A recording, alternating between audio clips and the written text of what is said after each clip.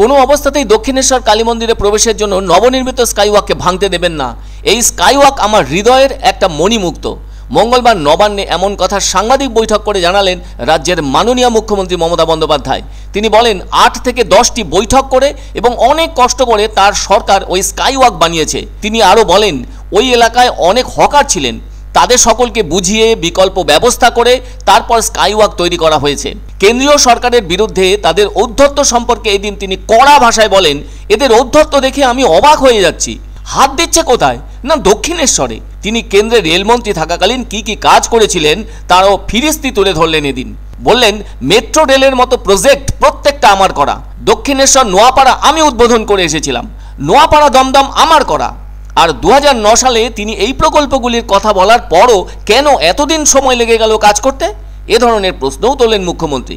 শুধু যে দক্ষিণেশ্বর তা কিন্তু নয়, আলিপুর বডিগার্ড লাইন্সেও মেট্রোর সঙ্গে জমি সংক্রান্ত ইস্যুতে দ্বন্দ্ব উঠে এসেছে রাজ্যের। সে কারণে তিনি এদিন নবান্নে সাংবাদিকদের সামনে পরিষ্কারভাবে জানালেন রাজ্য সরকার বডিগার্ড লাইন্সও ভাঙতে দেবে না।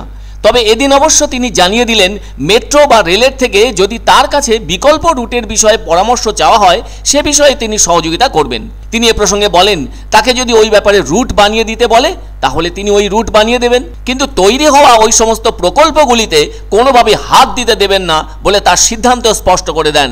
এদিন তিনি আরও বলেন যে সময়ে তিনি রেলমন্ত্রী ছিলেন সে সময়ের মধ্যে সমগ্র দেশের বিভিন্ন প্রান্তে কাজ করেছেন তিনি। মুখ্যমন্ত্রী জানান তিনি সেদিন না থাকলে দিল্লির মেট্রো হতো না।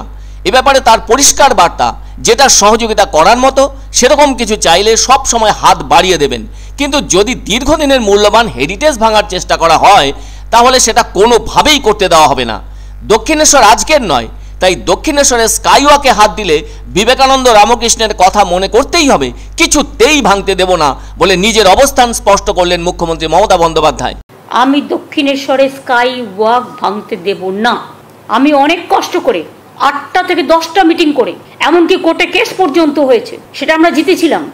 ওখানে অনেক হকার ছিল, অনেক সাধারণ মানুষ ছিলেন, তাদেরকে সবাইকে আমি বুঝিয়ে অল্টারনেটিভ অ্যারেঞ্জমেন্ট করে তারপরে কিন্তু অনেক কষ্ট করে দক্ষিণেশ্বর মন্দিরের যানজট ক্লিয়ার করবার জন্য হাজার হাজার পুণ্যার্থী আসেন, লক্ষ লক্ষ পুণ্যার্থী আসেন। আমি স্কাইওয়াক করেছিলাম, এটা আমার হৃদয়ের একটা মণিমুক্তর মতো।